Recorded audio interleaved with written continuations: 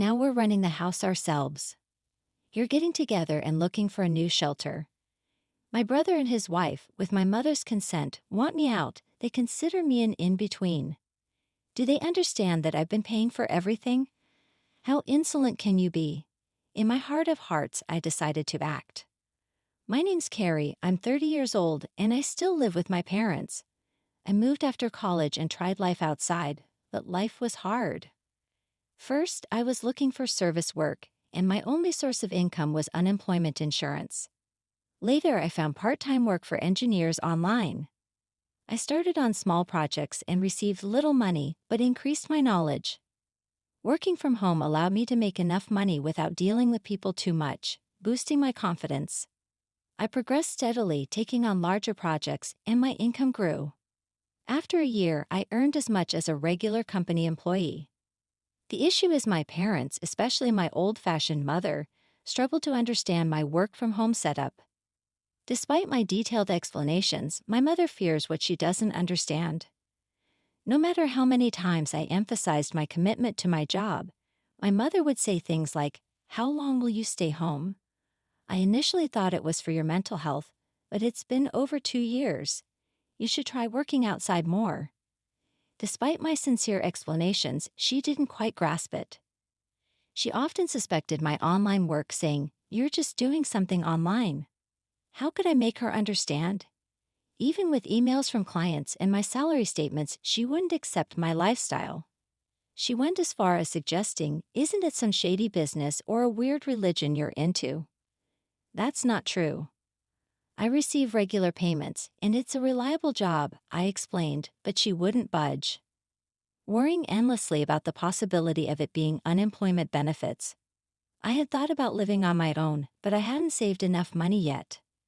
Around that time, my father needed nursing care due to deteriorating health. He retired early, facing a sudden loss of income. When I expressed concern, he reassured me, "Oh, Carrie, I've got my pension. I'll make it work." Considering my mother's spending habits, I asked, "Are you sure you can handle it?" Regardless, we had to manage with our savings. My father looked tired, perhaps feeling anxious about the future. He supported me financially through college, and even when I returned home due to mental health issues. Is it a good idea to leave my father alone and live on my own? My mother was also puzzled by my father's sudden condition. Wanting to give back, I decided to stay home and support the family. "Don't worry, Dad. I'll take care of things from now on." "Oh, really?" my surprised father questioned. "But I can't imagine you have that much income." "Don't worry, Dad. My current income is stable." To reassure him, I showed my bank account information. Since my father always understood my situation, I believed he would be convinced. "Carrie, I didn't know you were so solid." "Yeah, my income has improved lately. Can you help us out a little?" "Of course, you've done so much for us, so I'll support you from now on." "Thank you, Carrie." This commitment led me to cover the living expenses, my father's medical bills, and other costs. Every month, I transferred a set amount to my father's bank account to assist with household expenses. Creating a new main card for my mother and giving her a supplementary card, as she had been using my father's credit card. Both my father and I saved money whenever possible, urging my mother to do the same. However, my mother, still suspicious about my support, suggested kicking me out of the house. My father, recognizing my financial contribution, convinced her it would be harder without me. Reluctantly, she agreed to let me live with them. I continued working while helping at home, but my mother took my assistance for granted and became strict. "Can't you finish your chores faster?" "Sorry, it's not easy. I'm working at the same time." "You keep saying that, but is it really that difficult?" My mother didn't understand, and our relationship became increasingly strained. My father understood my efforts, and we lived this way for a year. However, after a year, he fell ill and had to be hospitalized. I visited him daily. "Hey, Dad, how are you today?" "Thank you, Carrie. It doesn't seem to be improving, but I hope it's less of a burden for you." "Don't think that way. Taking care of you wasn't a burden, but I know you and Mom haven't been getting along." After my father's hospitalization, my relationship with my mother worsened. Living with her felt suffocating, but I still wanted to support both my parents as a family. I cherished memories of my mother making my lunchbox and putting effort into dinner when I was a student. However, my perspective changed when my brother Kevin and his wife, Mary, unexpectedly arrived one day. My mother seemed to have invited them without telling me. My brother announced, "We're going to live here now." I was shocked and asked why. He explained, "Mom was worried. She thought it might be tough for you to live here alone while Dad's not around." Surprised, I turned to my mother, but she avoided eye contact. My brother added, "We'll support you, Carrie." His wife, however, hinted at something more with a smirk. My mother stated, "Thanks, both of you. Carrie, be prepared to contribute. Otherwise, it might be hard for you to stay in this house." The situation with my brother and his wife being invited to our house was unexpected. My brother, with a degree from a prestigious college, worked for a solid company, presumably earning a good salary. However, I was also dedicated to my work. Could they manage without me? A new chapter of living together began. Living with them turned out to be more challenging than I thought. "Carrie, why aren't you up yet? Wake up and make breakfast." My brother's wife yelled, banging on my door. "I'm already up. I'm working early." I was fully awake and in work mode as a morning person. This was my most focused time of the day, and I wanted to spend it without any disturbances. "Really? Then get on with it and get breakfast ready." Do I have to do everything by myself?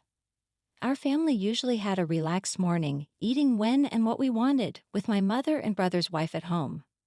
I thought it was normal for her to prepare breakfast.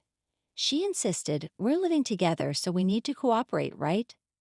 Reluctantly, I helped prepare breakfast, but they weren't satisfied. "Is this all you made? This isn't enough." I had prepared soft scrambled eggs, a lettuce salad, buttered toast, and a juicy sausage. A decent breakfast, I thought. Did I miss something? If you don't want it, you don't have to eat it. They looked surprised at this response. "What's with that attitude? Who do you think you are?" "This is unacceptable. You should help with the housework." "But I have work to do too." "Work? Really? I can't believe it. What kind of work is that?" "Are you crazy?" My brother and his wife questioned and scolded me. My brother, influenced by my mother, tended to look down on me and make fun of me. Despite this, my work time was precious. I headed to my room, packed my laptop, and left the house. "Wait, where are you going?" Ignoring my brother's voice, I went straight to my father's hospital room. He looked surprised as I entered. "Carrie, what's wrong? You seem flustered." I explained the situation, and my father expressed surprise. "I didn't know they were. I'm sorry, Carrie." "Don't worry about it. You can choose your way of life." Feeling lost, I thought about my mother's comfort with Kevin at home. My father reassured me, "You don't need to stay where you're not comfortable. I want you to live happily, so live your life the way you want to." "Thank you, Father." Encouraged by my father, I decided to leave home. When I returned in the evening, a tense scene awaited me. My mother, brother, and sister-in-law looked serious. "Where were you, brother? Weren't you at work?" "I had to take the day off because of you." "How could you take a day off for such a reason?" Internally, I was surprised at how easily my brother took time off work. Wasn't that too irresponsible? Gradually, my brother's and his wife's voices grew more heated. "Get out of here," he declared. "Why?" I asked. "Carrie, from now on, the three of us will live together. If you don't want to stay, please leave. We don't need your overbearing presence to support us." They attempted to kick me out of the house. "Carrie, that's enough. Enough. You don't need to be here now that your father is gone." Strangely, my mother echoed my brother and his wife, treating me as a hindrance. Did she comprehend my financial contributions to the family? Despite her monthly purchases of branded goods, what would she do when her allowance was reduced? I felt furious. No matter how many times I explained, my mother, brother, and sister-in-law ignored my story. It was getting unbearable, so I decided to employ a little trick. First, I transferred the money from the bank account linked to my mother's credit card to another account under my management. I hoped this would surprise her when she could no longer use her credit card. Additionally, I moved some funds from my father's account, which have been supporting the family finances. Similarly, only my father's medical expenses could be covered from his separate account, unknown to my mother. Consequently, a significant portion of the family's financial responsibility now rested on my brother and his wife. Not knowing the details of my brother's income, I was certain he would now feel the burden more than ever. After completing all the necessary formalities, I packed my belongings and declared, "I'm leaving this place." My mother, brother, and sister-in-law looked surprised at my words. Despite their constant harassment, they didn't anticipate that I would actually take action. But as I observed their expressions, it seemed like they were enjoying the situation. "You're finally leaving," my brother exclaimed. "I've never seen such a troublesome person. You won't be coming back with you." Their relentless belittling was unbelievable. "Of course not. Don't contact me," I replied firmly as I left. They smiled as I departed, but what would they think after I left? Internally, I smiled and embarked on a new life. My new home was peaceful, allowing me to savor my own time and concentrate on my work. As expected, one day I received a call from my brother. "I told you not to contact me." "What's wrong?" I asked, trying to maintain my distance. His voice carried surprise and urgency, all that. "Yes, that's right. Why are you asking now?" "Why didn't you tell me?" he continued. "We had no idea." "Well, Kid had mentioned several times that I was working, but neither you nor Mom believed me." Well, Mom said a lot of things, and I was a little confused. So that's not my fault, right? "No, it's not. But I'm having a problem with money. Mom's been spending quite a bit, and on top of that, we haven't been able to pay the house utilities and stuff." "Yes, I was able to do it because I was supporting you in so many ways. I'm not home anymore, so you have to do it, Carrie. I need your help to transfer some money to my bank account." "What?" "I beg your pardon. Can you transfer some money over now?"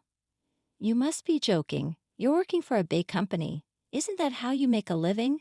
"Well, actually, I got fired from that company." "What? Why?"